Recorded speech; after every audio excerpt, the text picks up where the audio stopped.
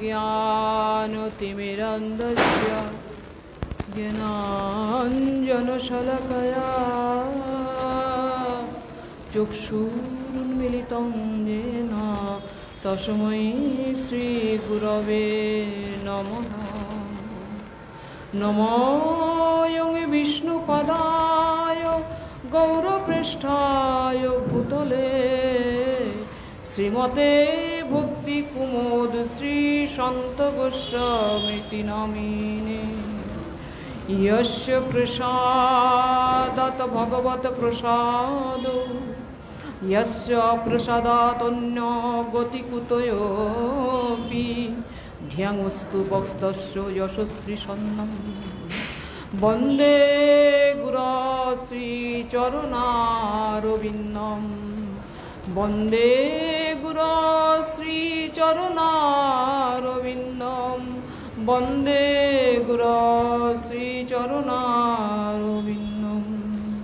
नमो योगे विष्णुपदाय गौरपृष्ठाय भूतले श्रीमते भक्ति कुमुद श्री शांत गोस्वामीति नामिने। नमो योगे विष्णुपदाय कृष्ण पृष्ठाय भूतले श्रीमते भक्ति सिद्धांत सरस्वती नामिने। वाञ्छाकल्पतरुभ्यश्च कृपा सिन्धुभ्येव च पतितानां पावनेभ्यो वैष्णवेभ्यो नमो नमो। नमो महावदन्नाय कृष्ण प्रेम प्रदायते कृष्णाय कृष्ण चैतन्य नाम्ने गौरतिसे नमो। आनन्दलीलामय विग्रहाय हेमाव दिव्य छवि सुंदराय तस्मै महाप्रेम रसप्रदाय चैतन्य चंद्राय नमो नमस्ते। नित्यानंद नमस्तुभ्यं प्रेमानंद प्रदायिने कलौ कल्मषनाशाय जाह्नवापतये नमो। पंचतत्त्वात्मकं कृष्ण भक्तरूप स्वरूपं भक्तावतारं भक्ताख्यं नमामि भक्तशक्तिकं। हे कृष्ण करुणा सिंधु दीन बंध जगतपते गोपेश गोपिका कांत राधा कांत नमोस्तुते। कृष्णाय वासुदेवाय देवकी नंदनाय च नंद गोपकुमाराय गोविंदाय नमो नमो। नमो देव दामोदरन्त विष्णु प्रसीद प्रभो दुःख जलाब्धिमग्नं कृपादृष्टिवृष्टातिदिनं बतानु गृहानेश मामेघ्य मेद्दक्षिदृश्य कुबेरात्मजौ वर्धमूर्तैव यद्वत् त्वयामोचितो भक्ति भाजौ कितौ च तथा प्रेम भक्तिं सकां मे प्रयच्छ न मोक्षेग्रो मे अस्ति दामोदरेहो। नमस्तस्तु दाम्ने स्फुरदीप्ति धाम्ने तदीयोदराय तो विश्वस्य धाम्ने। नमो राधिकायै तदीय प्रियायै नमो अनन्तलीलाय देवाय तुभ्यं। नमो अनन्तलीलाय देवाय तुभ्यं। नमो अनन्तलीलाय देवाय तुभ्यं। तप्त कांचन गौरांगी राधे वृंदावनेश्वरी विशोभानुसुते देवी प्रणमामि हरिप्रिये। वृंदावै तुलसी देव्यै प्रियायै केशवस्य च विष्णुभक्तिप्रदे देवी सत्यवत्यै नमो नमो। भक्ता वीणापुरादलक्षै क्षिप्तास्य कामादितरंग मध्ये कृपामयि त्वं शरणां प्रपन्ना वृंदे नमस्ते चरणारविन्दम्। श्री कृष्ण चैतन्य प्रभु नित्यानंद श्री अद्वैत गदाधर शिवासादि गौर भक्तवृंद। हरे कृष्ण कृष्ण कृष्ण हरे हरे हरे राम राम राम हरे हरे। श्रोतां श्रोतां नित्यं ज्ञातं मुदा चिन्ततां भक्ता श्रीमद्भागवतं अमृतम्। सर्वाग्रे आमार परम आराध्यतम परम अर्चनीय अहितुकी कृपा सिंधु भगवत कृपा मूर्ति श्री श्री गुरुपाद पद्म नित्यलीला प्रविष्ट ওং বিষ্ণুপাদ পরিব্রাজক আচার্য বর্জ্য তিদণ্ডী স্বামী অষ্টোত্তর শতশিষ্যমত ভক্তি কুমুদ সন্ত গোস্বামী ছিল গুরুপাদ পদ্মের অভয় চরণ কমলে জানাই অনন্ত কোটি দণ্ডমতি কুসুম।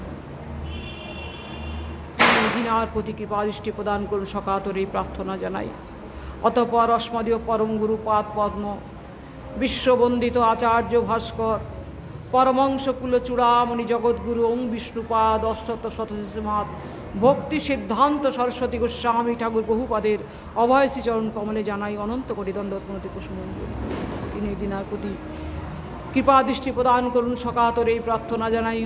অতঃপর অস্মদীয় শিক্ষা গুরুপাদ পদ্ম নিত্যলীলা কনিষ্ঠ বিষ্ণুপাদ অষ্টোত্তর শতশিষ্যমত ভক্তি প্রেমিক সাগর গোস্বামী মহারাজের শ্রীচরণ কমলে জানাই অনন্ত কোটি দণ্ডমতি কুসুম। অতঃপর অস্মদীয় অন্যতম শিক্ষা গুরুপাদ পদ্ম বর্তমান মঠাচার্য পরিব্রাজক আচার্য তিদণ্ডী স্বামী শিষ্যমত ভক্তি সুন্দর জ্যোতি গোস্বামী মহারাজের শ্রীচরণ কমলে জানাই অনন্ত কোটি দণ্ডমতি কুসুমাঞ্জলি। অতঃপর মঠবাসী সকল তিদণ্ডী পাদ ব্রহ্মচারী বৈষ্ণববৃন্দ সেবকবৃন্দে চরণ বন্দনা করে তাদের অহিতুক কৃপা কণা প্রার্থনা করি। সবাই উপস্থিত শ্রদ্ধেয় বৈষ্ণবীবৃন্দের চরণ বন্দনা করে তাদের অহিতুকী কৃপা কণা প্রার্থনা করি। সর্বশেষে ভগবৎ কথা শ্রবণ পিপাসু স্নেহময়ী মাতৃমণ্ডলী ভক্তবৃন্দ সজ্জন মণ্ডলী সকলকে জানাই আমার অনন্ত কোটি দণ্ডমতি কুসুমাঞ্জলি। সকলেই আমার প্রতি প্রসন্ন দৃষ্টি প্রদান করুন, কৃপা করুন এই বলে আমি প্রার্থনা জানাই। সব শ্রোতা ভক্তবৃন্দের চরণে করি নমস্কার, সবে শ্রীচরণ ধুলি দেহ মস্তকে আমার। সুধী ভক্তগণ,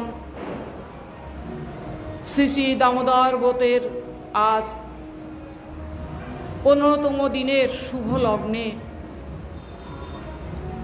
এই দিনাতি দিনকে কৃপা নির্দেশ করেছেন পূজ্যপাদ মহারাজজি বৈষ্ণববৃন্দ আমাকে হরি কথা কীর্তনের জন্য। আমি অতি দিন ভগবানের কথা বলার সম্পূর্ণ অযোগ্য হলেও আমার প্রতি অহৈতুকী কৃপা প্রদর্শনপূর্বক মহারাজগণ আমাকে এই কৃপা নির্দেশ করেছেন। আজকের এই পরম লগ্নে আমরা এই 14 দিন যাবৎ অনেক কথা শুনলেন, ভাগবতের কথা, ব্রতের কথা, ভজনের কথা। আপনারা সকলেই তৃপ্ত।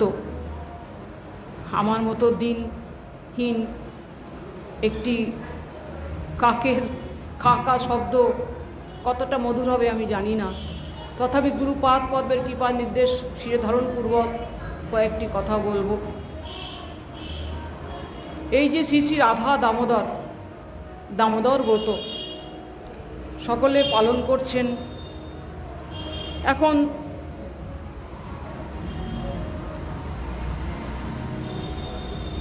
অনেকের মনে সংশয়, প্রশ্ন,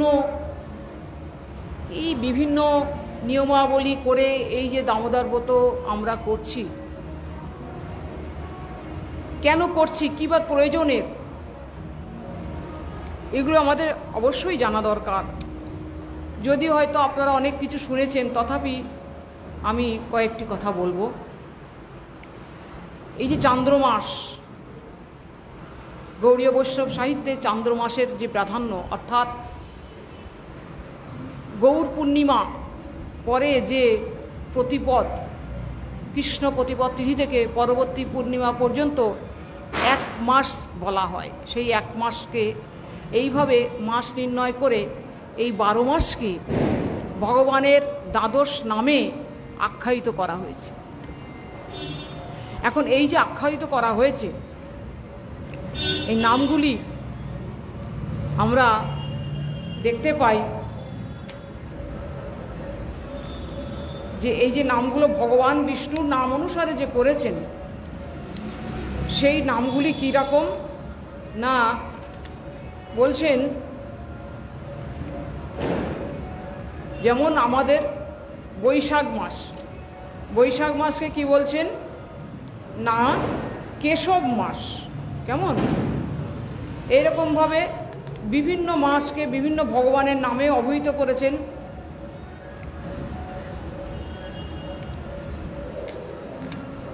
কিন্তু তার মধ্যে এই যে কেশব মাস, তারপরে বলছেন পরপর নামগুলো যেভাবে বলছেন,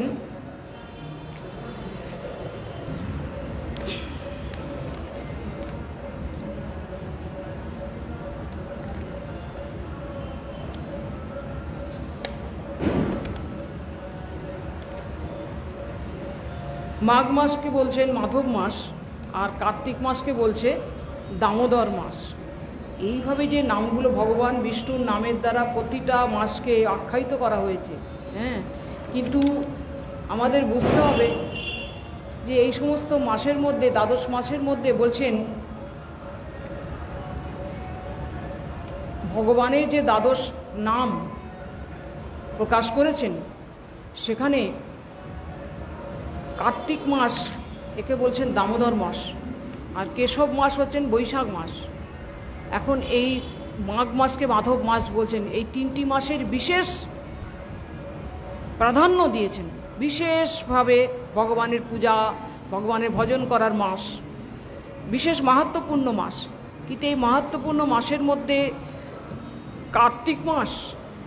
কার্তিক মাসকে বিশেষ মাহাত্ম্য বিশেষভাবে প্রকাশিত হয়েছে। কেন না, কার্তিক মাসের নাম হচ্ছে দামোদর মাস। এখন এই দামোদর মাস কেন বলছেন?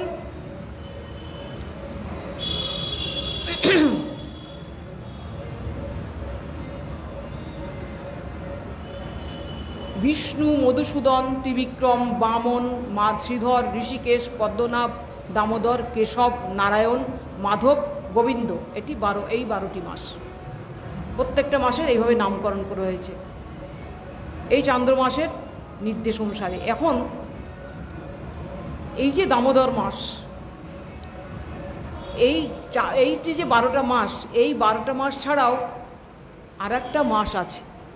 2 বছর 8 মাস পরে একটা অতিরিক্ত মাসের উদয় হয়, সেটা হিসাব অনুসারে হয়। তার নাম হচ্ছে পুরুষোত্তম মাস। এই মাসটিরও বিশেষ বিশেষ মাহাত্ম্য শাস্ত্র বর্ণনা করেছে। তখন এই যে দামোদর মাসের কথা আমরা এখন আলোচনা করব। কেন দামোদর মাসকে মাহাত্ম্যের দিকে সর্বশ্রেষ্ঠ বলছেন? কেন এই মাসটি এমন মাস, বলছে স্বল্পমপি ধর্মস্য ত্রায়তে মহত ভয়াত।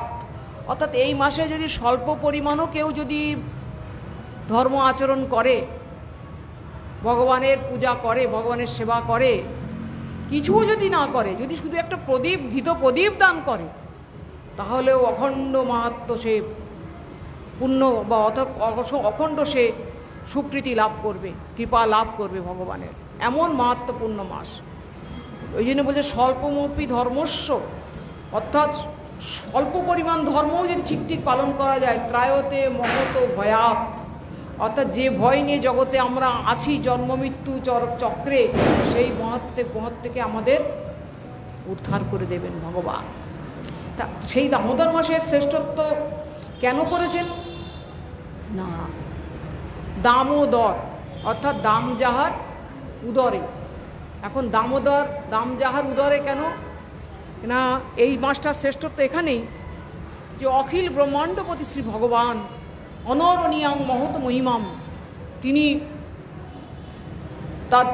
তার অন্ত নেই, মধ্য নেই, আদি নেই, সেই ভগবানকে, অন্তর বহির কিছুই নেই তার, তিনি অপরিসীম, সীমাহীন, সেই সীমাহীন ভগবানকে মা যশোদা তিনি দড়ির বন্ধনে আবদ্ধ করেছিলেন। কেন, কিসের বন্ধন না, তার বাৎসল্য যে প্রেম, সেই প্রেমের বন্ধনে তিনি ভগবানকে বন্ধন করেছিলেন, এবং ভগবান সেই বন্ধন স্বীকার করেছিলেন, তাই বলছেন দামোদর মাস।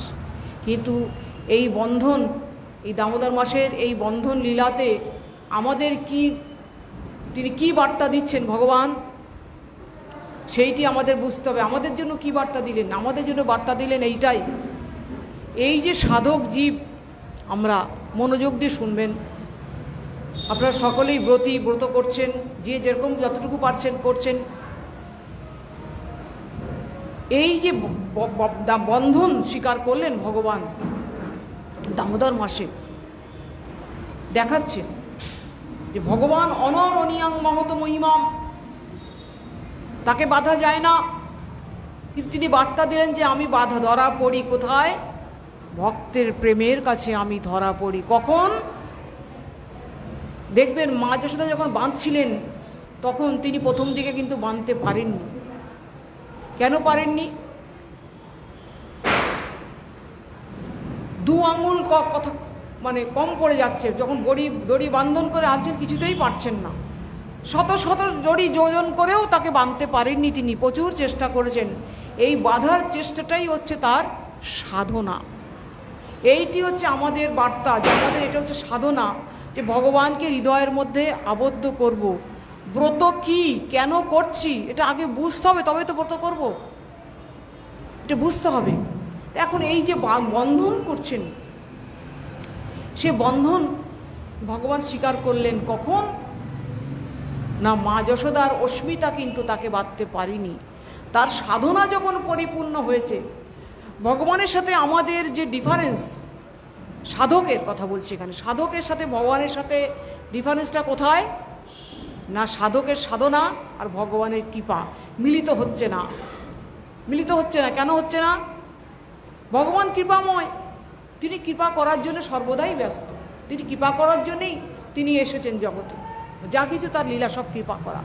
কিন্তু আমাদের সাধনাটা সেই মতো হচ্ছে না। সেই বার্তা দিলেন এই দামবন্ধন লীলাতে, যে সাধনা করতে হবে। সাধন করনা চাহিয়ে মনোয়া ভজন করনা চাহিয়ে। সেই সাধনা যদি আমাদের যথাযথ হয় তবে ভগবান বন্ধন স্বীকার করবেন। মা যশোদা বাঁধতে পারছেন না। প্রথম দিকে কি বাঁধতে পেরেছিলেন? পারেননি। তার অস্মিতা ছিল, কারণ মা যশোদার ভগবানকে ভগবত বুদ্ধি ছিল না। তিনি ভাবতেন এ আমার পুত্র, আমার পুত্র, একে আমি বাঁধবই। এই অস্মিতা দিয়ে কিন্তু ভগবানকে বাঁধা যায় না। ভগবানকে বাঁধতে কি লাগবে? ভগবানকে বাঁধতে লাগবে প্রেম, প্রীতি, ভালোবাসা। সেই প্রেম প্রীতিযুক্ত সাধনার দ্বারাই ভগবানকে বাঁধা যাবে। তো মা যশোদার চেষ্টা করে বাঁধতে পারলেন না। কখন বাধা দিলেন ভগবান? না, যখন দৃষ্টুয়া পরিশ্রমং কৃষ্ণ কৃপায় আসিত সবন্ধনে, যখন তার সাধনা দেখলেন, তার পরিশ্রম অর্থাৎ তার সাধনাটা, ভগবান দেখেন ভক্তের সাধনাটা সত্য সত্য সাধনা করছি তো না লোক দেখানো করছি। কি বলে? লোক দেখানো গোরা ভজা, তিলক মাত্র ধরি, গোপনতে অত্যাচার, গোরা ধরেন চুরি। গোরার আমি মুখে বললে নাহি চলে, গোরার আচার গোরার বিচার, লইলে ফল ফল। বাস্তবিক আমি সেই ভজনটা করছি তো, বাস্তবিকভাবে আমি সেই সাধনায় নিজেকে নিয়োজিত করেছি তো। যদি হয়, তিনি তো আমার অন্তরের মধ্যেই আছেন। সেই অন্তর্যামী ভগবান তিনি তখন তার কাছে ধরা দেন। তাই মা যশোদার পরিশ্রম যখন দেখেছিলেন ভগবান তো অনন্ত, অসীম, অপরিসীম। তাকে যদি বাধা যায় তাহলে তো তিনি সীমাবদ্ধ হয়ে গেলেন। তিনি তো সীমাবদ্ধ বস্তু নন, তিনি তো সর্বত্র ব্যাপ্ত। তিনি তাহলে বাধা দিলেন, ধরা পড়লেন কোথায়? ধরা পড়েন তিনি। দেখুন ভগবানের অনন্ত গুণ, অনন্ত গুণের মধ্যে ভগবানের এক অনন্ত শক্তিময় ভগবান। সেই শক্তির মধ্যে তার কৃপা শক্তি অধিক বলবান। কেন? এই যে অনন্ত শক্তিময় ভগবানের কৃপা শক্তি কি করে? এই কৃপা শক্তির অধীন ভগবানের অনন্ত শক্তি। যদি কৃপা শক্তি কৃপা করবেন, ঠিক করেন, তাহলে অনন্ত শক্তি সেই কৃপাকে ফলপ্রসূ করার জন্য সহযোগিতা করেন। যেই মাত্র কৃষ্ণ দেখলেন মা আমাকে বাধার জন্য ব্যাকুল হয়েছেন, কিছুতেই বাঁধতে পারছেন না, খুব চঞ্চলতা প্রকাশ করছেন, বাধা দেব না, বাঁধন স্বীকার করব না, কাঁদছেন কৃষ্ণ। বেড দিয়ে দড়ি আনছেন, সামনে আনতেই দেখছেন দু আঙুল ফাঁক হয়ে যাচ্ছে। কেন এই 2 আঙুল ফাঁক হচ্ছে? কিছুতেই তিনি বুঝতে পারছেন না। তিনি দেখছেন যে আমি এত দড়ি বাঁধলাম, মাথার যত ফিতে ছিল ব্রজবাসীদের, ব্রজগোপীদের মাথার ফিতে সমস্ত রেশমি ফিতা জড়িয়ে জড়িয়ে যখন হলো না, তখন দড়ি টড়ি যেখানে যা ছিল সব আনতে লাগলেন এবং গাভী বাঁধা দড়িও আনতে লাগলেন। ব্রজবাসীদের দড়ি এনে জোড়া দিয়েও কিন্তু ওই 2 আঙুলকে তিনি পরিপূর্ণ করতে পারছিলেন না। কিন্তু কখন পারলেন? যখন তিনি কৃপা হলো, সাধনা এবং কৃপায় আসিত সবন্ধনে, যখন তিনি তার কৃপার সঞ্চার হলো, মায়ের সাধনা দেখছেন, তিনি চঞ্চলতা প্রকাশ করতে করতে হঠাৎ তার মায়ের মুখের দিকে চোখ পড়েছেন, দেখছেন মা একবারে ঘর্মত্ত কলেবর। মা যশোদা একটুখানি স্থূলকায় ছিলেন, ভারী শরীর ছিল, কিন্তু তার ঘর্মত্ত হয়ে গেছে কলেবর। তার কবরই খুলে গেছে, মাথার চুলের কোপা খুলে কবরিতে যে সমস্ত ফুল ছিল সেগুলো সব ধুলায় লুটাচ্ছে। কেন কেন তারা ধুলায় লুটাচ্ছেন? বলছেন যে ভক্ত ভগবানকে বাঁধার জন্য এই রকম নির্বলিক সাধনা করেন তার মস্তকে থাকা শোভা পায় না, তাই তারা মা যশোদার চরণে পড়ে সেই পুষ্পগুলো তার বন্দনা করছেন। এখন কি হলেন ভগবান? সেই তার এই পরিশ্রম দেখে ভগবান কৃপায় আসি কীরকম করলেন, তার কৃপার সঞ্চার হলো। কীরকম কৃপার সঞ্চার হলো না, তিনি দেখলেন যে না, মাকে আর কষ্ট দেওয়া যাবে না, মা ঘর্মত্ত কলেবর হয়ে গেছে। দেখুন পদকর্তা গাইছেন এক জায়গায়, অলক্ষ্যে দাঁড়িয়ে গাইছেন। কি গাইছেন? মা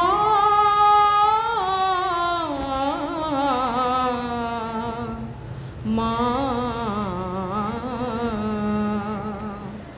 অধরা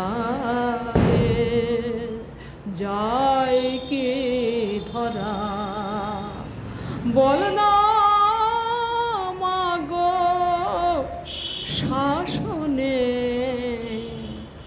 অধরা রে যায় কি ধরা, বিশ্ব যে জন করেন পালন, বিশ্ব যে জন করে পালন, সে কি ডরায় তোর ওই শাসনে,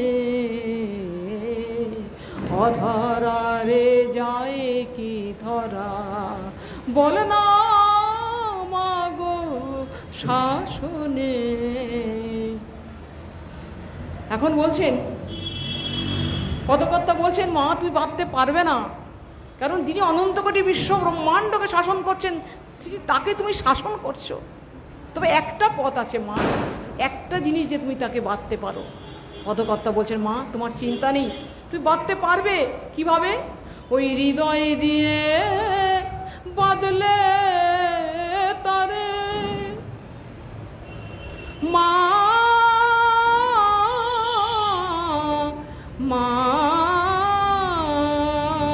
হৃদয় দিয়ে বাঁধলে তারে, বাধা পড়ে সে নিজেই সেধে, দণ্ড ভয়ে থাকে না সে, তুমি বৃথাই করো অন্বেষণে, অধরা রে যায় কি ধরা, বল না মাগো শাসনে, অধরা রে যায় কি ধরা। তোর হৃদয় দিয়ে যদি তুমি বাঁধতে পারো হে মা, যে আমি বাঁধবই তোকে। ভগবান যেই তার কৃপার সঞ্চার হলো, তখন তার মধ্যে আছে অনন্ত শক্তির মধ্যে তার মধ্যে একটি শক্তি আছে, সেটা হচ্ছে বিভূতা শক্তি। তিনি বিভু বস্তু, অনরণীয়াং মহতম ইমাম, তার থেকে বড় নত সমষ্টিব্য অধিগতিশ্বরে, তার থেকে বড় কেউ নেই। তিনি সর্বদিকে তিনি পরিব্যাপ্ত, সেই অসীম বস্তুকে বাধা যায় না। কিন্তু যেই মাত্র সেই বিভূতা শক্তি যে দেখলেন যে কৃষ্ণের ইচ্ছা হয়েছে এবার বন্ধন স্বীকার করার, মার সাধনা পূর্ণ হয়ে গেছে, মার অনিকান্তিক সাধনা আছে, ভগবানকে কৃষ্ণকে আমি বাঁধবই, আমার এই বাৎসল্যের বন্ধনে ভগবান হার স্বীকার করলেন। তার মধ্যে কৃপার সঞ্চার হলো। যেই মাত্র তিনি মায়ের দিকে তাকিয়েছেন, দৃষ্টুয়া পরিশ্রম কৃষ্ণ, চঞ্চলতা করতে করতে মার দিকে তাকিয়ে দিয়েছেন। আহা, মার মুখখানা লাল হয়ে গেছে, ঘর্মাক্ত হয়ে গেছে, বিনুনি এলিয়ে গেছে, আহা বস্ত্র বিশ্বস্ত্র হয়ে গেছে, হাঁপিয়ে যাচ্ছেন, স্থূলকায় তো। তখন কৃষ্ণের করুণা হলো, আহারে আর মাকে কষ্ট দেওয়া যাবে না, যেই মাত্র তার মধ্যে কৃপার সঞ্চার হলো, দেখুন তার বিভূতা শক্তি সেখান থেকে সরে গেলেন। না, আমি থাকলে তো বাঁধতে পারবে না, তিনি সরে গেলেন। যেই সরলেন তখন ওই একটা দড়িতেই কৃষ্ণ বন্ধন শিকার, এত দড়ি আর লাগলো না। এইটি হচ্ছে বার্তা দিয়েছেন আমাদের সাধনা, সাধন করনা চাহিয়ে, আমাদের সাধনা করতে হবে। আমরা কি করছি দেখুন, আজকাল দেখছি বিশেষভাবে আমাদের একটা বিষয় মনোসঞ্চার সংযোগটা বেশি হয়ে যাচ্ছে। কোথায়? কি খাবো আর কি খাবো না, এখানে মনটা দিলে হবে না। এগুলো হচ্ছে আনুষঙ্গিক। কেন? যদি আমি অধিক বিষয়কর্ম করি, রান্না বান্না করি, চুল কাটি, নখ কাটি, সাবান মাখি, কাপড় কাচি, তাহলে আমার হরিভজনের সময়টা নষ্ট হবে। কারণ এই একটা মাস হচ্ছে 24 ঘন্টার মধ্যে, দেখুন 24 ঘন্টাকে এখানে জাম কীর্তন দিয়েছে 24 ঘন্টায়।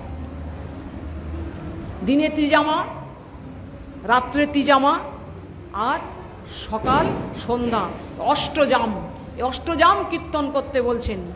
অষ্টজাম যে জামোচিত যে লীলা স্মরণ পূর্বক ভজন করতে বলছেন।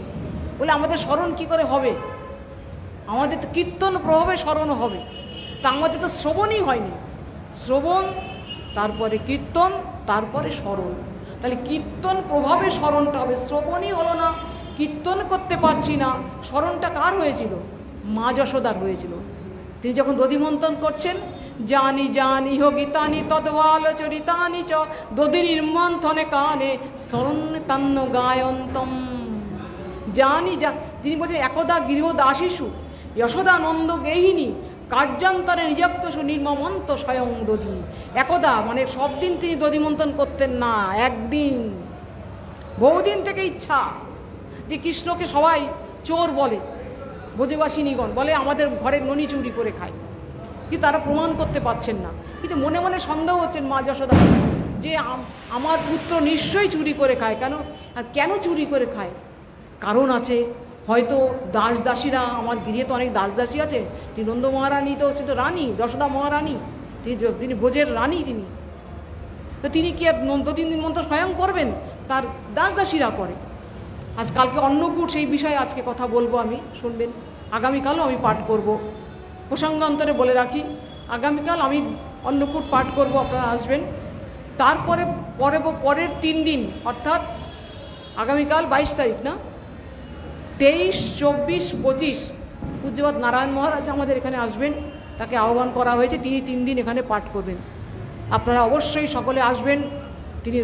তিনি মায়াপুর ধাম থেকে আসছেন, তাকে আপনারা সম্মান দেবেন, সকলে তার পাঠ শ্রবণ করে ধন্য কৃতার্থ হবেন। সাধু সঙ্গে সাধু মুখে কৃষ্ণনাম এই মাত্র চাই, সংসার জিনিতে আর কোনো বস্তু নাই। সেই সাধুগণের মুখে শ্রীনাম স্মরণ করবেন। তারপরে পুনরায় আবার যেভাবে যে বিধান হয় আমরা পাঠ কীর্তন চালিয়ে যাব।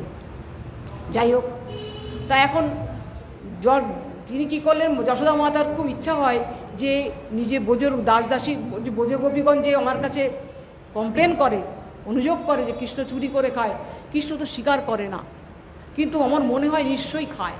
কেন? বোধহয় এখানে আমার ঘরে তো এত ক্ষীর ননি ছানার রাজবাড়ি, তো অভাব কি, কিন্তু কৃষ্ণের বোধহয় খেয়ে তৃপ্তি হয় না। দেখুন, এটা ভক্তের স্বভাব, মায়ের স্বভাব। যেমন সন্তানকে মা না খাইয়ে মায়ের তৃপ্তি হয় না, কিন্তু ভক্তের স্বভাব যে নিজে হস্তে না খাওয়ালে তার তৃপ্তি হয় না। সেবাটা অন্যের দ্বারা হয় না, সেবাটা ওই মাইনে করা সেবক দিয়েও হয় না, অন্যের দ্বারাও হয় না। সেবা করতে হবে নিজে হস্তে, নির্মমন্ত স্বয়ং দধি। রানী, তিনি নন্দ মহারানী, ব্রজের ছড়ি তিনি।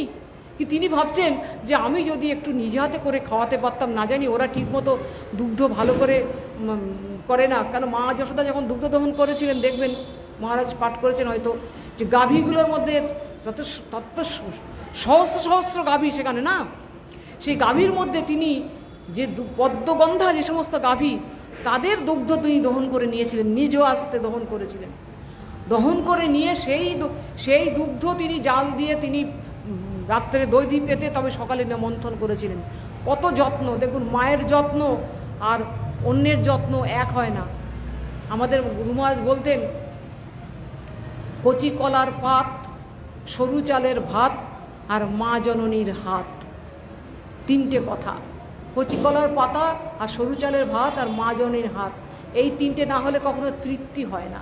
আজকে মা যশোদা ভাবছেন আমি আমার গোপালকে তো নিজে হাতে দধিমন্থন করে খাওয়াই না, বোধহয় গোপালের তৃপ্তি হয় না, তাই মুখ চোরা তো আমার ছেলে খুব লাজুক, তাই গোপীদের ঘরেই বোধহয় চুরি করে খেয়ে আসে। তাই তো নির্মমন্ত স্বয়ং দধি নিজেই দধিমন্থন করছেন। কিভাবে?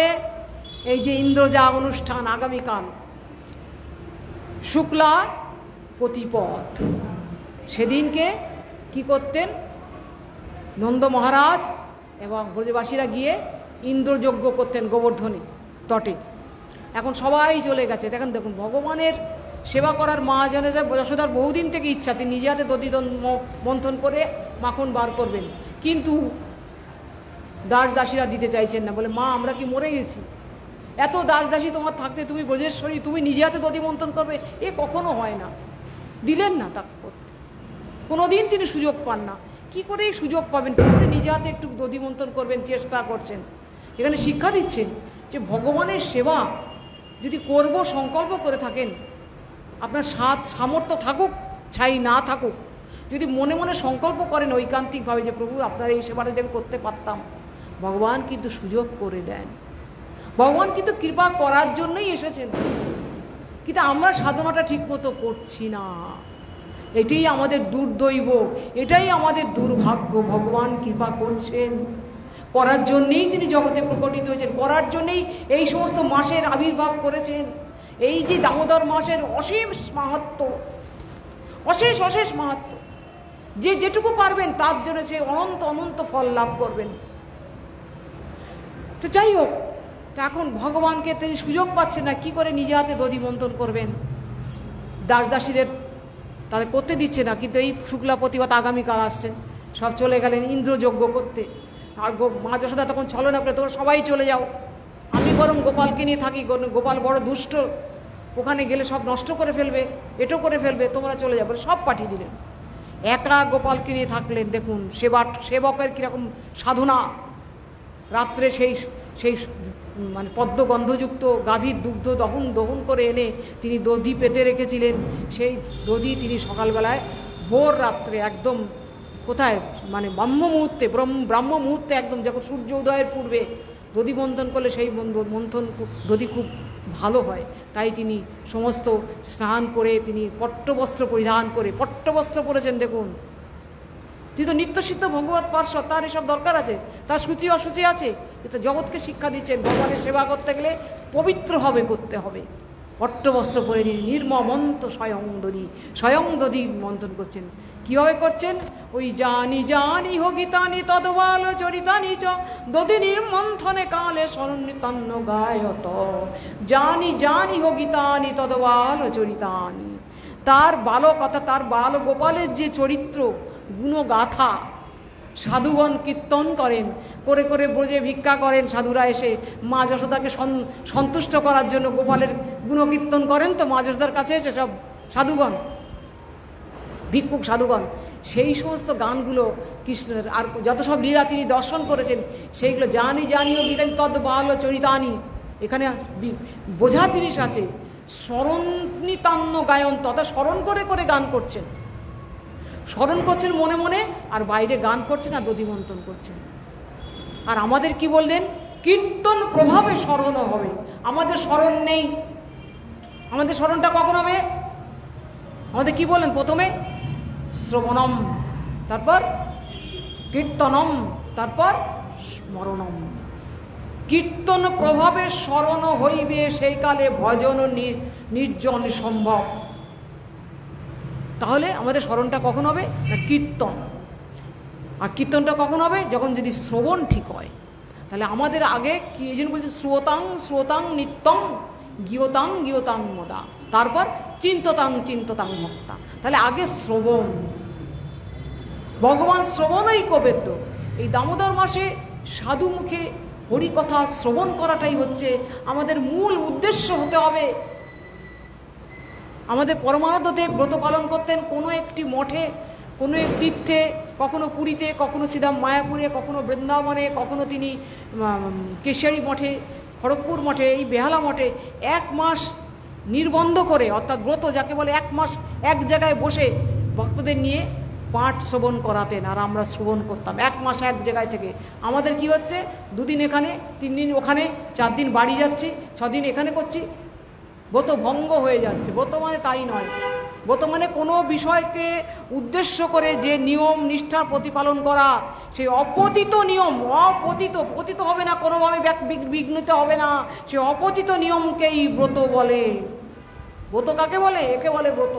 অর্থাৎ আমি সংকল্প করলাম যে আজকে আমি শ্রীরাম বৃন্দাবনেতে গিয়ে অমুক মঠে থেকে অমুক মহারাজের শ্রীমুখে আমি 1 মাস হরির কথা শ্রবণ করব। এই সংকল্প নিয়ে সেই সংকল্পটা 1 মাস ধরে সাধন করতে হবে, তাকে বলে ব্রত। বৃন্দাবনে যেতে হবে এমন কোনো কথা নেই, যেথায় বৈষ্ণবগণ সেই স্থানে বৃন্দাবন। গুরুপাদ পদ্মে থেকে ব্রত করাটাই হচ্ছে সর্বশ্রেষ্ঠতম ব্রত, জানবেন। কারণ গুরুপাদ পদ্ম সর্বদেবময়। গুরুপাদ পদ্মে চরণতলে বসে, সাধুগণের চরণতলে বসে হরিকথা শ্রবণটাই হচ্ছে আমাদের বিশেষ এই মাসে প্রাধান্য দিয়েছেন। এবং কীর্তনের শুধু খাওয়া, কি খাবো কি খাবো না, কি বিচার, সিদ্ধান্ন খাবো না, ভবিষ্যান্ন খাবো, নুন খাবো না, তেল খাবো না, অমুক খাবো না, তমুক খাবো না, যদি এই দিকেই মনটা থাকে, একে বলে নিয়ম আগ্রহ। গোসাইপাদ বলেছেন, নিয়মে আগ্রহ করিবে না, ভজনে আগ্রহ করো। শাস্ত্রে অনেক নিয়ম আছে, আমাদের স্মৃতিশাস্ত্রে, বৈষ্ণব স্মৃতিশাস্ত্রে অনেক নিয়ম দিয়েছেন, কিন্তু বদ্ধ জীবের পক্ষে সব কিছু প্রতিপালন করা সম্ভব নয়। যারা ভজনানন্দী, যারা নির্জনে বসে ভজন করছেন, তাদের পক্ষে সম্ভব। তার জন্য গুরুপাদ পদ্ম যেভাবে নির্দেশ করেন সেইটি শ্রদ্ধার সহিত প্রতিপালন করাটাই হচ্ছে ভজন। আমরা ভাবি গুরুদেব বোধহয় সব জানেন না, এই তো এগুলো তো বাদ, গুরুদেব জানতেন না, এই তো আমি করছি, এই দেখো আমচার গুরু জানতেন, আমি এর প্রচলন করলাম, এই দেখো আমি এটা করছি। বলছে মহাজনকে অতিক্রম করাটা এটা মহা অপরাধ। মহাজনগণ যে পদ্ধতি দিয়েছেন সেইটাকে প্রতিপালন করতে হবে, তা অতিক্রম করাটা যাবে না। কারণ আমার যোগ্যতা অনুসারে তিনি আমাকে যে বিধান দিয়েছেন সেইটি করতে হবে। আমরা বলছি না, আমি আরও বেশি করে করব, গুরুদেব বলেছে, গুরুদেব অত জানে না, আমি করব, অমুক করবো, তমুক আরও বেশি করে করব, করতে হবে। হরিকথা শ্রবণ করুন, নিত্য নিত্য ভগবানের সেবা করুন। এমনকি শুধু শ্রবণ নয়, বলছি যদি আজকে এই দামোদর মাসে যদি কারো মনে হয় যে আমি আজকে মঠের নর্দমাটা পরিষ্কার করব, অশেষ ফল পাবে সে। দামোদর মাসে যে কোনো সেবা, আমি নিজের কথা বলছি, আমার ক্ষমা করবেন, আমি ক্ষুদ্র জীব। গুরুপাদ পদ্ম কয়েকবার করেছেন নন্দন আচার্য ভবন, গোস্বামী মহারাজের মঠ, মায়াপুর, শ্রীরাম মায়াপুরে। গুরু মহারাজ 1 মাস ব্রত করছেন, আছি এখন ওখানে। নন্দন আচার্য ভবনের তো অনেক কাহিনী আমরা চৈতন্যতে পড়েছি, কারণ গৌর নিত্যানন্দের মিলনের স্থল হচ্ছে নন্দন আচার্য ভবন। কারণ নিত্যানন্দকে প্রকাশ করেছিলেন ওই নন্দন আচার্য ভবন থেকেই। তিনি যখন শ্রীরাম মায়াপুরে আসেন, নন্দন আচার্য ভবনে লুকিয়েছিলেন। তা ওদের 2টো উঠোন, একটা মন্দিরের সামনে একটা বিশাল উঠোন, আর মন্দিরের পেছনে যেদিকে রান্নাবান্না সেদিকে বিশাল 2টো উঠোন। তা আমার কি মনে হলো, আমি ঝাঁটা নিয়ে প্রতিদিন 2টো উঠোন ঝাড় দিতাম। খুব ইচ্ছা হতো, এখানে তো মহাপ্রভু চরণ পদাঙ্ক প্রতিস্থান, ঝাড় দেবো। তা সকালবেলায় মঙ্গলাবতীর পরে ঝাড় দিতাম। এখন গুরু মহারাজ বসে হরি নাম করছেন বারান্দায় বসে বসে, ঝাড় দিচ্ছি। মহারাজ আমাকে ডাকছেন, মা শোনো, তুমি এই সেবাটা তোমাকে কে করতে বলেছে? তখন আমি বললাম, মহারাজ আমার ইচ্ছা হচ্ছে করতে, আমি তাই করছি, আপনি কৃপা করুন। বলে তোমার অশেষ কল্যাণ হবে, ভগবান তোমার মঙ্গল করুন। বলে তিনি আমার মাথায় হাত দিলেন। আমি কিন্তু জানি না, ভেতর থেকে প্রেরণা এলো যে এই ঝাড়টা আমি দিই না। আজ ব্রত মাসে একটু মন্দিরটা যদি একটু মার্জন করি, একটু কিছু সেবা করি, বন্ধন বলছেন যে কোনো সেবা, যে কোনো দৈহিক কায়িক মানসিক যে কোনো সেবা এই দামোদর মাসে করার অশেষ ফল লাভ করবেন, অশেষ ফল। একবার মনে আছে পুরীতে ব্রত হচ্ছে, দেখুন আমি আমার কথা বলছি বলে আমাকে ক্ষমা করবেন, আমি এটা শিক্ষার জন্য বলছি। এখন গুরু মহারাজের যে গৃহ মন্দির যেখানে মহারাজ অবস্থান করেন এখনও আছে, সেই ঘর জানবেন, সেখানে মহারাজ বসে ভজন করতেন। বহু মহারাজরা বিভিন্ন মঠ থেকে এসে দর্শনে আসতেন, আলোর মেলা বসে যেত। কি আনন্দের দিন গেছে, কীভাবে দিনগুলো ফুরিয়ে যেত বুঝতে পারতাম না, বহু আনন্দ হতো। আর মহারাজ পাঠ করতেন, সেই বিকালবেলায় পাঠ করতেন। বিকালবেলায় পাঠ হয়ে গেলে আমরা সবাই সন্ধ্যাবেলায় বিকালেই বেরিয়ে পড়তাম জগন্নাথ দর্শনে, পদব্রজে, মানে ওই পাণ্ডাপাড়া দিয়ে হরিনাম করতে করতে যেতাম, গিয়ে জগন্নাথ দর্শন করতাম, পরিক্রমা প্রতিদিন করতাম, পরিক্রমা করতাম, আহ্নিক করতাম, আবার ইয়েতে তোমার প্রসাদ ভিক্ষা করে খেতাম, যে একটুখানি মহাপ্রভু ভিক্ষা করে খেতেন, খেয়ে ফিরে আসতাম। তা মহারাজ হঠাৎ আমাকে বললেন যে মা, তুমি এই দামোদর মাসে আমার এই ঘরটা তুমি মুছবে। আমি মানে আনন্দে কি ভয়ে আমি মানে মানে ভাবতে পারছি না যে এইটা কি, আমি তো সাধু সন্ন্যাসী লোক, মেয়েদের ঘরে ঢুকতে সংকোচ হয়, আমি একটা মেয়ে, আমাকে মহারাজ বললেন তুমি এই ঘরটা তুমি মুছবে প্রতিদিন। এত আনন্দ হলো যেন মনে হলো আমার এই মনুষ্য জীবন সার্থক হয়ে গেল। আমি প্রতিদিন গুরু মহারাজের ঘরটা মুছে দিয়ে আসতাম। মোছার সময় মহারাজ অনেক প্রশ্ন করতেন আমাকে, বলো তো মহাপ্রভু জগতে কেন এলেন, এরকম অনেক প্রশ্ন করতেন। আমি ভয়ে থরথর করে কাঁদতাম, একটু একটু বলতাম, পুরো বলতে সাহস পেতাম না। এই করে ঘর মুছতাম। একদিন কি হয়েছে, ঘটনাটা শুনুন। একদিন কি হয়েছে, আমাদের ইচ্ছা হলো ভক্তদের যে আমরা জগন্নাথের মঙ্গল আরতি দর্শন করব। গুরু মহারাজ বললেন খুব ভালো, যাও তোমরা চলে যাও। বলে রাত 12টায় যেতে হবে, কারণ কখন মঙ্গল আরতি হবে জগন্নাথের কেউ বলতে পারে না। জগন্নাথের তো খেয়াল, কবে কখন মঙ্গল আরতি হয় জগন্নাথের কোনো ঠিক নেই। প্রতিহত ভোর সকাল 7টা অবধি মন্দির খোলে না, ঘুমাচ্ছে। সারা রাত ধরে 56 ভোগ হচ্ছে, তো হচ্ছে, আরতি হচ্ছে, ভোগ হচ্ছে, আরতি হচ্ছে, শয্যা দেহ বস্ত্র পরিবর্তন হচ্ছে, মালা পরিবর্তন হচ্ছে, সাজসজ্জা পরিবর্তন হচ্ছে, সারা রাত হচ্ছে। অদ্ভুত ব্যাপার। দেবদাসীর নৃত্য দেখবো, মঙ্গলাবতী দেখবো, খুব একটা কৌতূহল। ছেলে মানুষ ছিলাম ততক্ষণ, চলে গেলাম অনেক ভক্তরা মিলে, আমাদের প্রভুরা কয়েকজন ছিলেন সঙ্গে, গিয়ে সেখানে বসে আছি মন্দিরের ভেতরে, একদম অন্দরমহলে বসে আছি আমরা। গিয়ে তখন এত ভিড় হতো না, ভেতরে বসে আছি যেখানে ওই গান হয়, মানে মঙ্গলাবতীর সময় যেখানে গান করেন, জয়দেবের কীর্তন গান করা হয় না, গীতগোবিন্দ কীর্তন হয় না, সেইখানে আমরা সব বসে আছি। আর সব দেখছি এক একবার ভোগ যাচ্ছে, ভোগ হচ্ছে, দরজা আবার বন্ধ হয়ে যাচ্ছে, দরজা যখন খুলছে তখন দেখছি ঠাকুরের নূতন বস্ত্র পরানো, নূতন মালা দিয়ে সাজানো, আরতি হচ্ছে, ভোগ যাচ্ছে, দরজা বন্ধ হচ্ছে, আবার সাজসজ্জা হচ্ছে, আবার এই সারা রাত কেটে গেল, মঙ্গল আরতি দেখা আর হলো না। কখন আর মঙ্গল আরতি দেখবো? ঠাকুর তারপর বলো ঠাকুর যখন 5টা না 6টা 5:30 বাজে, তখন বলছে এখন ঠাকুর শয়ন হবে। আমি তাহলে মঙ্গল আরতি কখন হয় বলে বলা যাবে না, আপনারা অপেক্ষা করুন। আমরা বসেই থাকলাম, ঠাকুর শয়নে গেলেন, তখন সকাল হয়ে গেছে, ঠাকুর শয়নে গেলেন। তখন 7টার সময় দরজা খুললেন, মঙ্গল আরতির দরজা 7টায়। দেবদাসীর নৃত্য টিত্য সব ভাগ্যে নেই আমাদের, ওসব আমাদের দেখাবো না, দেখায় না। যাই হোক, দর্শন করে যখন এসেছি গুরু মহারাজের চরণে প্রণাম করলাম। মা দর্শন হয়েছে? হ্যাঁ মা। এই দেখো এই ঘরটা না ওরা সব মুছে ফেলছিল, আমি ওদের মুছতে দিইনি। এটা কি বলছে শুনুন। বলছে এই ঘরটা আমার, এই ঘরটা ওরা কে মুছতে চাইছিল, আমার এক শিষ্যা গীতাদি বলে একজন ছিলেন, বলে আমি ওদের মুছতে দিইনি, কারণ এটা তোমার সেবা, নিয়ম সেবা মাসে তোমার সেবা, তো ওদের আমি করতে দিইনি, তুমি আমার ঘরটা মোছো। কি শিক্ষা দিলেন তিনি? একে বলে নিয়ম সেবা, নিয়ম করে সেবা। যে সেবাটা করবো সেটা করতে হবে, আজ করলাম কাল করলাম না, এইরকম ফ্রিকিল মাইন্ডে ব্রত হয় না।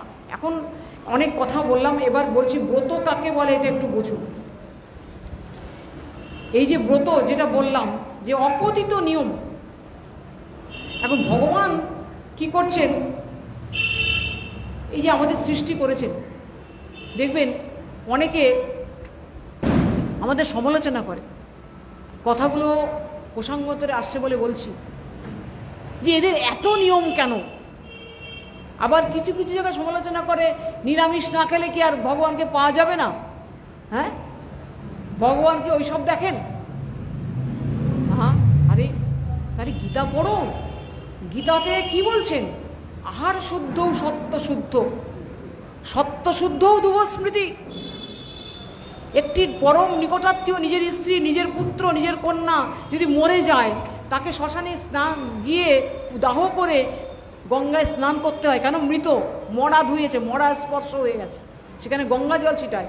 আর তোমরা ওই মৃত বস্তুগুলোকে, শুধু তাই নয়, সেই জীবগুলোকে কষ্ট দিয়ে হত্যা করে, নৃশংসভাবে হত্যা করে তার মাংস ভক্ষণ করছো, এবং সেই মাংস হচ্ছে অপবিত্র বস্তু, মৃত বস্তু। সেখানে ভগবান আবির্ভূত হবেন? যারা বলেন তারা কি জানেন? আমাদের এই যে জীব, এই জীবকে ভাগ করেছেন। দেখুন, কথা বলতে গেলে এসে যায় কথাগুলো। এই যে আমরা মনুষ্য শরীর লাভ করেছি, কত লক্ষ জন্ম পরে? 84 নয়, 80 লক্ষ। 80 লক্ষ জন্ম পরে মনুষ্য জন্ম আরম্ভ হলো 4 লক্ষ বার। এই যে 4 লক্ষ মনুষ্য জন্ম হলো, এই মানুষের মধ্যে কিন্তু ভাগ আছে। কিরকম? আগে চেতনের ভাগটা বলি। চেতনটা কিরকম? এই চেতনকে যে ভগবান জগতে সৃষ্টি করলেন, যে চেতন, যে চৈতন্য বস্তু জগৎকে চেতনময় করে রেখেছে, অপরা মিতস্তন্নং প্রকৃতি বুদ্ধি মেপরম জীবভূতাং মহাবাহ জয়েদং ধার্যতে জগৎ। অর্থাৎ এই যে অষ্টপ্রকৃতি, ভূমি আপন বায়ুখং মনোবুদ্ধির বচয়, এই অষ্টপ্রকৃতি হচ্ছে অচেতন, এই জীব হচ্ছে চেতন। এই চেতন এসে জগৎটাকে চেতনতা প্রাপ্ত করেছেন। সেই চেতনকে ভাগ করেছে কীরকম? আচ্ছাদিত চেতন। বোঝার চেষ্টা করবেন কেন আজ আমি এই ব্রত মাসে কথাগুলো বলছি, শুনতে হবে, বুঝতে হবে কেন আমরা দামোদর ব্রত করছি। আচ্ছাদিত চেতন, যার কোনো চেতনতা বৃত্তি নেই, জাগরণ নেই, একেবারে ঘুমন্ত চেতন। তারপরে কি বলেছেন? মুকুলিত চেতন, বিকচিত চেতন, পূর্ণ বিকচিত চেতন। আচ্ছাদিত চেতন কারা? বৃক্ষ, প্রস্থর, স্থাবর, জঙ্গম, এরা আস্থা আচ্ছাদিত চেতন, অর্থাৎ এদের চেতনের বিকাশ হয়নি। তারপর কি বলছেন? মুকুলিত চেতন। মুকুলিত চেতন মানে মুকুলিত থেকে চেতনের জাগরণ হচ্ছে। যেমন না, সংকুচিত চেতন, ভুল বলে, সংকুচিত চেতন। সংকুচিত চেতন কারা? পশু পাখি কীট পতঙ্গ, এরা সংকুচিত চেতন। চেতন আছে কিন্তু চেতনের বৃত্তিটা প্রকাশিত হয়নি, তাদের ভালো মন্দ জ্ঞান হয়নি। তারপরে হলো মুকুলিত চেতন। এই মুকুলিত চেতন থেকে পূর্ণ বিকচিত চেতন অবধি হচ্ছে আমরা মানুষ। মানুষ পরিপূর্ণরূপে পরিস্ফুটিত হয়েছে কোথায়? না, যেখানে পূর্ণ বিকশিত হয়েছে, বিকচিত হয়েছে, তার জাগরণ হয়েছে, তিনি হচ্ছে প্রকৃত মানুষ। আমরা জগতে যারা আছি তারা কজন পূর্ণ বিকচিত চেতন? আমরা হচ্ছে মুকুলিত চেতন, অর্থাৎ চেতন পরিপূর্ণ জাগরিত হয়নি। তাই আমরা কি না বলি, বলছি না, মায়াগ্রস্ত, বলছেন না, পিশাচি পাইলে যেমন মতিচ্ছন্ন হয়, মায়াগ্রস্ত জীবের হয় সেবা বহুত হয়। আজকে একজন বিখ্যাত পণ্ডিত, তিনি আমাদের মঠেও পাঠ করেছেন, সংস্কৃত পণ্ডিত, আমি নাম বলতে চাই না, চৈতন্য গৌড়ী মঠে খুব যাতায়াত করেন। তাকে প্রশ্ন করছেন, আমাদের বেদশাস্ত্রে কি আমিষ খাওয়ার কোনো বিধান নেই? তিনি বলছেন অবশ্যই আছে। তিনি এত বিদ্যপে বলছে, কেউ যদি সব কিছু ত্যাগ করে সে ইয়ে করে ভজন করে, করুক, তাই বলে সবাই নিরামিষ খাবে এমন তো কোনো কথা নেই। খাবে কেন? বেদে আছে। আরে বেদে কী খায়নি? তখন মহিষ পর্যন্ত বলি দেওয়া হতো, গরু বলি দেওয়া হতো, পশু বলি হতো, রামচন্দ্র খেয়েছে, এসে অনেক কথা বলে যাচ্ছে। দেখুন, আমরা সুধী ভক্তগণ, আমি আপনাদের একটা কথা ছোট্ট করে বলবো। দুটো মার্গ আছে, একটা প্রবৃত্তি মার্গ, একটা নিবৃত্তি মার্গ। আমরা হচ্ছে প্রবৃত্তিপর জীব। এই যে একটু আগে কী বললাম, 84 লক্ষ জনি ভ্রমণ করেছি। তাহলে আগে কি ছিলাম? জলজা নবলক্ষণী, স্থাবরা লক্ষবিংশতি, কিময়া রুদ্র সংখ্যাকা, তারপর পক্ষিনাম 10 লক্ষণম,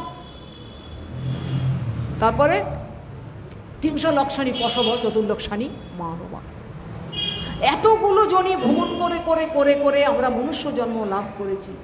চেতনের যে পরিপূর্ণ বিকাশ আমাদের হয়নি। কে করবেন সেই বিকশিত চেতন? করবেন কে?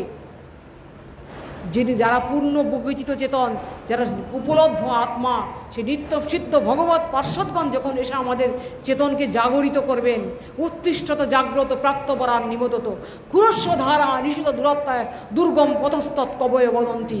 ওঠো, জাগো, তোমার চেতনে পূর্ণ বিকাশ করো। আমরা জগতে এত কোটি কোটি মানুষ, সবাই পূর্ণ বিকশিত চেতন নই। আমরা প্রবৃত্তিপর জীব, পশু থেকে মানুষ হয়েছি, তাই পশু ধর্ম আমার মধ্যে রয়ে গেছে। পশু যেমন কাঁচা মাংস খায়, আমারও মাছ মাংস খাওয়ার প্রবৃত্তি রয়ে গেছে, কারণ পাশবিক প্রবৃত্তি থেকে আমি এসেছি। সংস্কার কিন্তু আমি মান এবং হুশ, আমি মানুষ।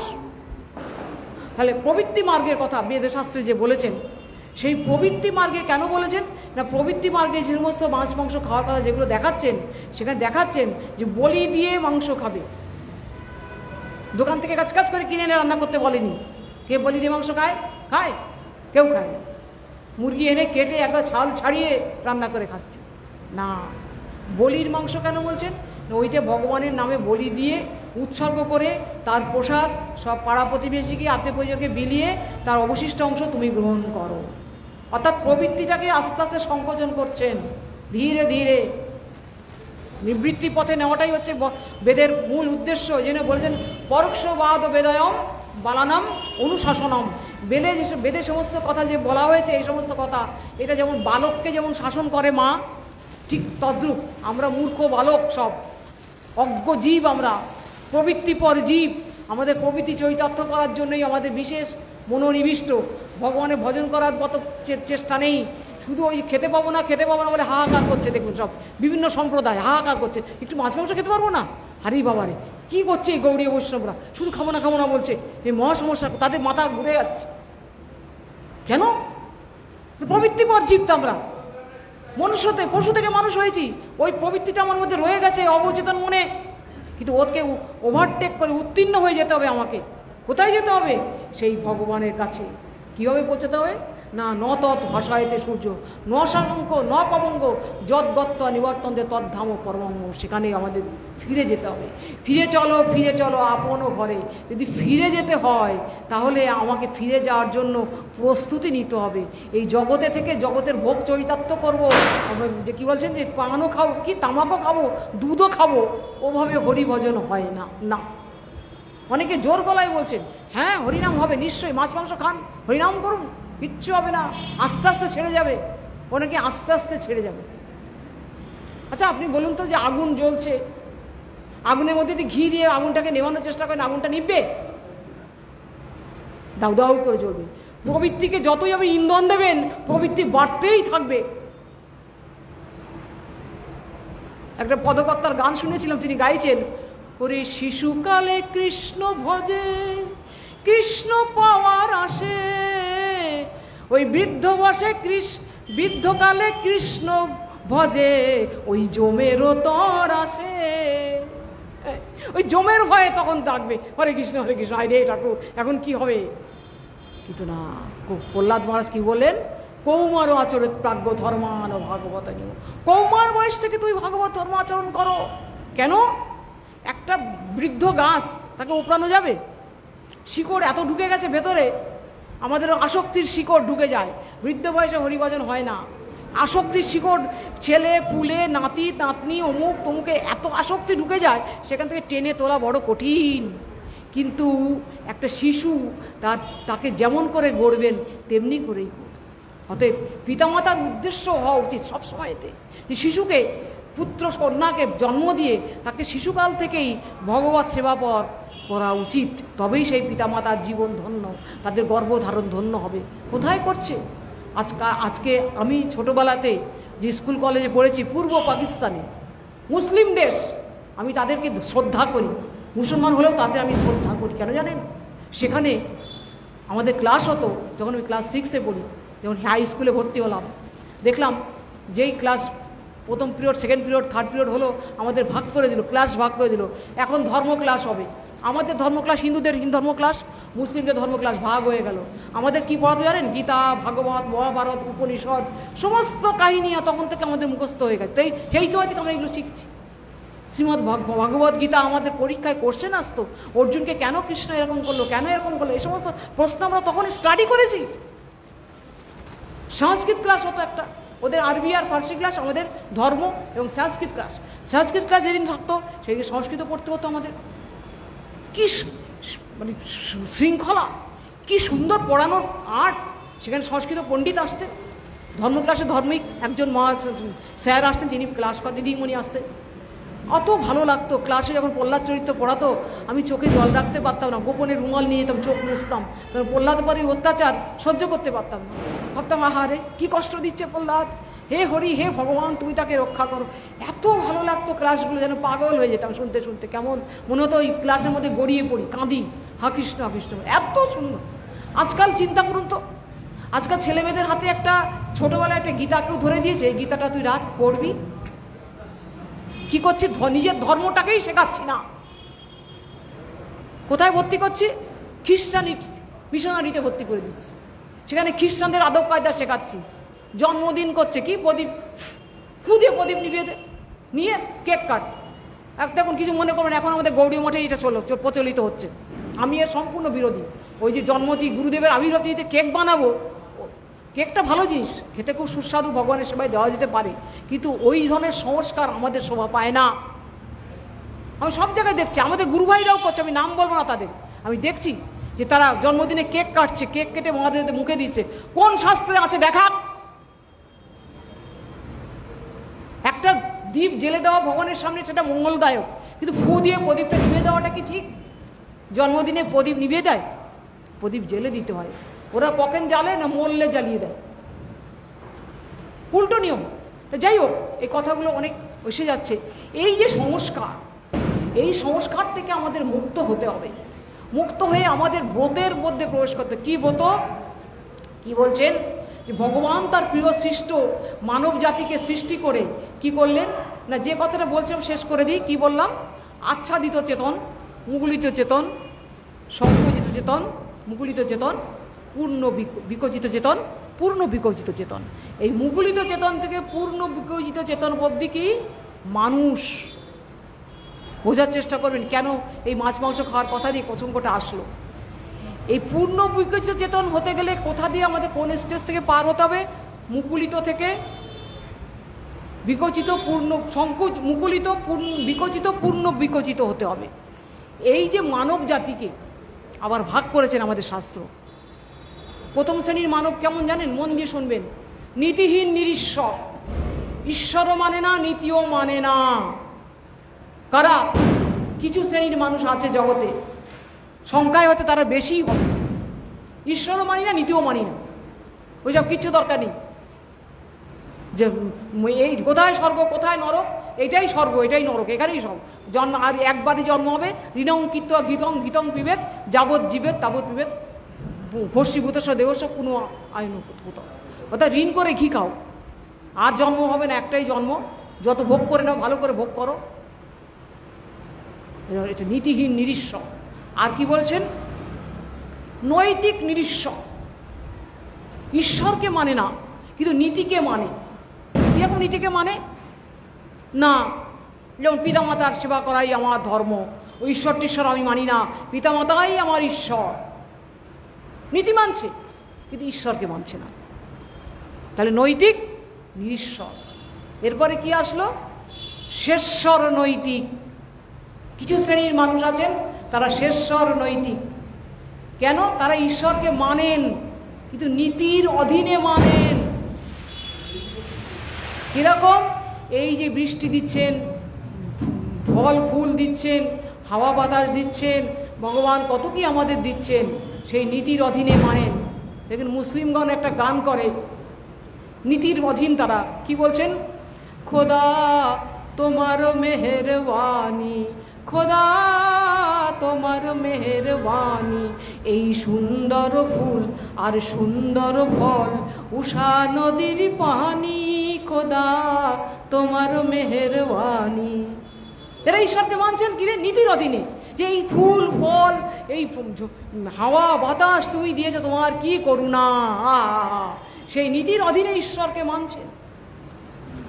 কিন্তু এটাই পূর্ণ মানা নয়। মানাটা কখন হবে?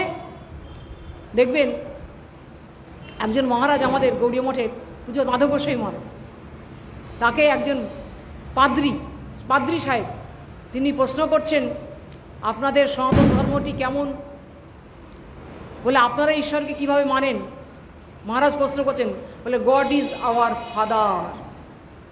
বলে গড আপনাদের পিতা, তাই তো? গড ইজ আওয়ার ফাদার, তো ফাদার বলে, তাই তো? God is our father. গডের কাছে কি চাইছেন? O God give us our daily bread, আমাদের খাওয়া থাকা অন্য সংস্থান সব দাও। এই নৈতিক, শেষর নৈতিকেরা নীতির অধীনে মানছেন। তুমি আমাদের দৈনিক হাওয়া জল বাতাস খাবার এসব তুমি দাও, আমাদের করো। বলছে আপনারা ভগবানকে পিতা বানিয়েছেন তো, আমরা কি করেছি জানেন? ভগবানকে পুত্র বানিয়েছি। এইটি আপনাদের সঙ্গে আমাদের ধর্মের পার্থক্য। পুত্র বানিয়ে তাকে বাৎসল্য রসে তাকে সেবা করি আমরা। হ্যাঁ, তিনিও তার ভগবত্তা হারিয়ে আমার সেবা গ্রহণ করেন। এইটি হচ্ছে ভগবানের ভগবত্তার চমৎকারিত্ব, এইটি দামোদর মাসের চমৎকারিত্ব, এইটি গৌড়ীয় বৈষ্ণব ধর্মের, সনাতন ধর্মের বিশেষত্ব জানবেন। অন্যান্য ধর্ম যাই করুক, এই সনাতন ধর্মে একদিন সবাইকে পৌঁছাতে হবেই। দেখুন, নদী, নালা, পুকুর, পানা যাই থাক, যতক্ষণ না তারা সমুদ্রের সাথে না মিশছে, কীভাবে মিশবে? আগে তাদের কোথায় সংযুক্ত হতে হবে? নদীর সাথে। তারপরে তারা যেই নদীর সাথে সংযুক্ত হবে, তারা সমুদ্রের সাথে সংযুক্ত হয়ে যাবে। অতএব এইসব শাখা প্রশাখা থাকবে না। সনাতন ধর্মই একমাত্র নিত্য ধর্ম, বাস্তব ধর্ম। এটাই জীবের চেতনের ধর্ম, নিত্য ধর্ম। অতএব সেই ধর্মেতেই আমাদের আজকে ভগবান কি বলছেন, যে তার সৃষ্ট জীব। তারপরে কি বললেন? শেষর নৈতিক। এবার বলছেন কি? ঈশ্বরকে নীতির অধীনে মানছে না। তারপরে কি বলেন? শেষর, যারা ঈশ্বরকে মানেন। এই ঈশ্বরকে দুই রকম লোক মানে, একজন বাস্তব শেষর আর কল্পিত শেষর। কল্পিত শেষর কারা? যারা কল্পিতবাদী, অর্থাৎ যারা মায়াবাদী। তারা বলছেন যে ঈশ্বরের কোনো রূপ নেই, অরূপ, তিনি অরূপ, তিনি নিরাকার, তিনি নিরঞ্জন।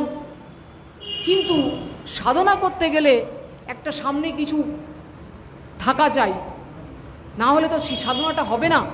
তাই তাৎকালিকভাবে কোনো একটা মূর্তি কল্পনা করে নিতে হয়। এরা হলো কল্পিতবাদী। এই শিব, গণেশ, লক্ষ্মী, সরস্বতী, নারায়ণ যা একটা সামনে রেখে তুমি ধ্যান করো।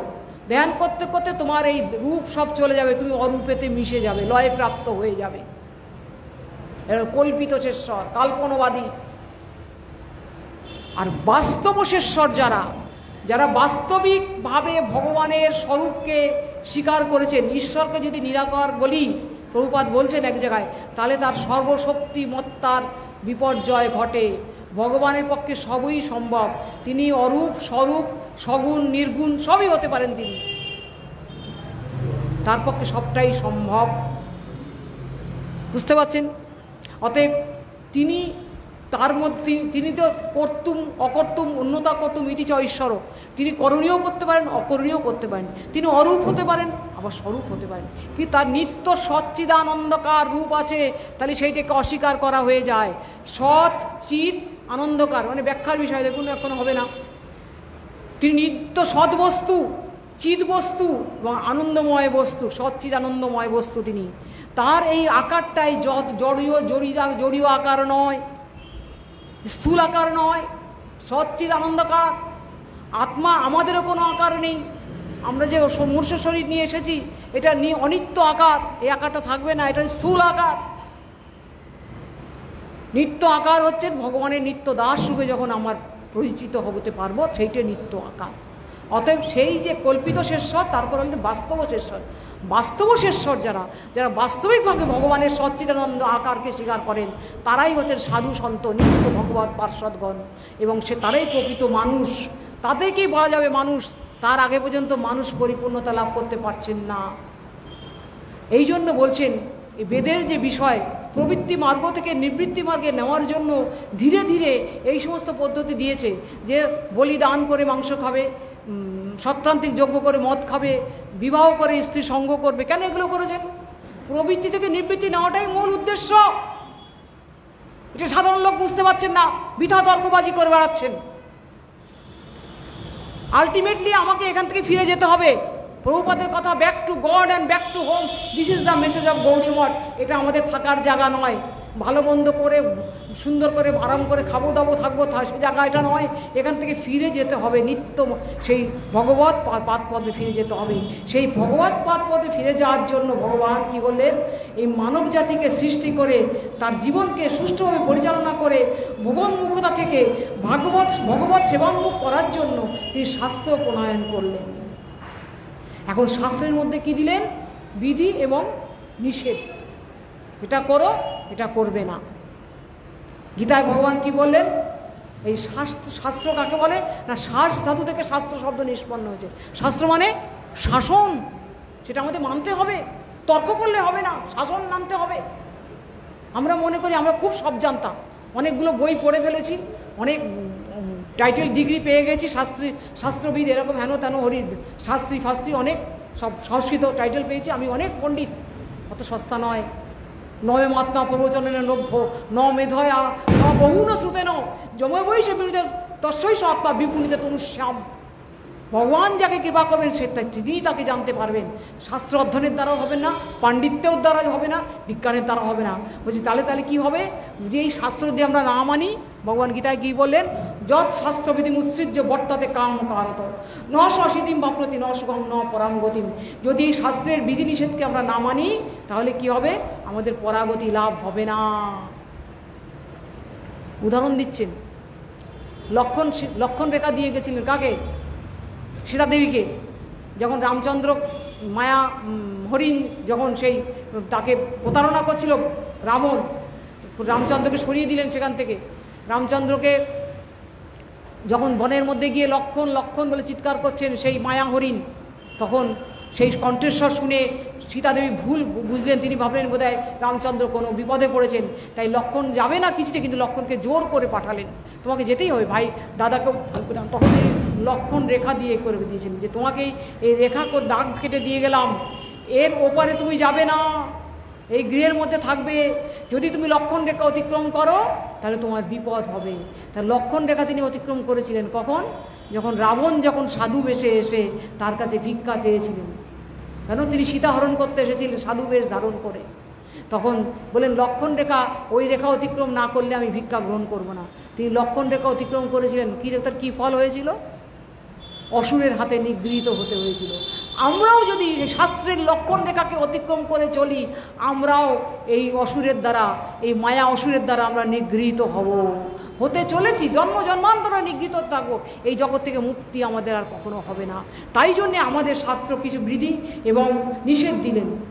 এই বলছেন তাহলে কী মত করবো না, যে নিয়মের মধ্যে আমরা আছি, এই সংসারে এসে আমরা একটা নিয়মের মধ্যে আছি, প্রত্যেকে জানবেন, প্রত্যেকের নিয়মে বেঁধে আছি। কেন করছি কী করছি জানি না, সবাই নিয়ম করে যাচ্ছে, কিন্তু এই নিয়মকে ভঙ্গ করে দিতে হবে। ভঙ্গ করে এমন নিয়মের মধ্যে প্রবেশ করতে হবে যে নিয়মের মধ্যে প্রবেশ করে সব ভুলে যে সমস্ত ইন্দ্রিয়ের বৃত্তিগুলোকে একেবারে ভগবানেতে তন্ময় করে দিতে হবে। তবেই নিয়ম সেবা ব্রত পালন সার্থক হবে, দামোদর ব্রত পালন করা সার্থক হবে।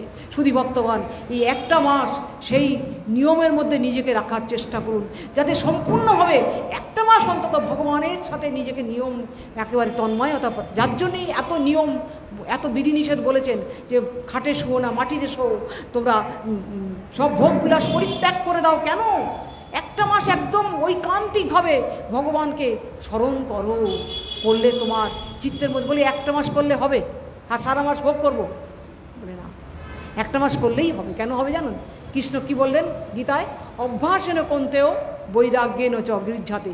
যখন তোমার এটা অভ্যাস যোগে পরিণত হবে তখন তুমি আর ওই ভোগের মধ্যে যাবে না, তখন তুমি এইভাবেই ভগবানের ভজন করতে করতে করতে তোমার মনুষ্য জীবন সার্থক হয়ে যাবে।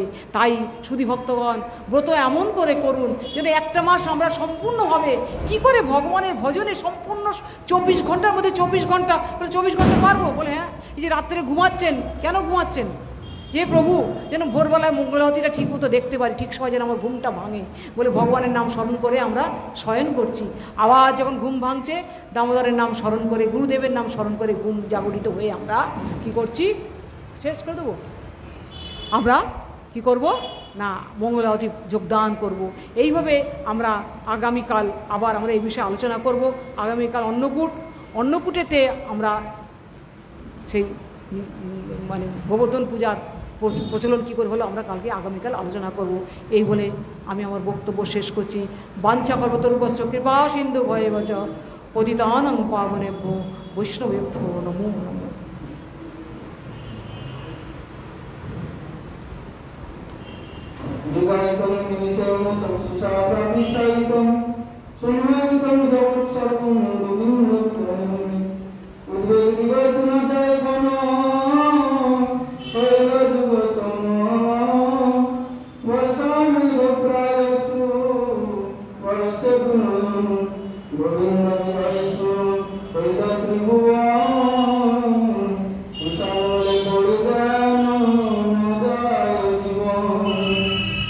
গাইতে গাইতে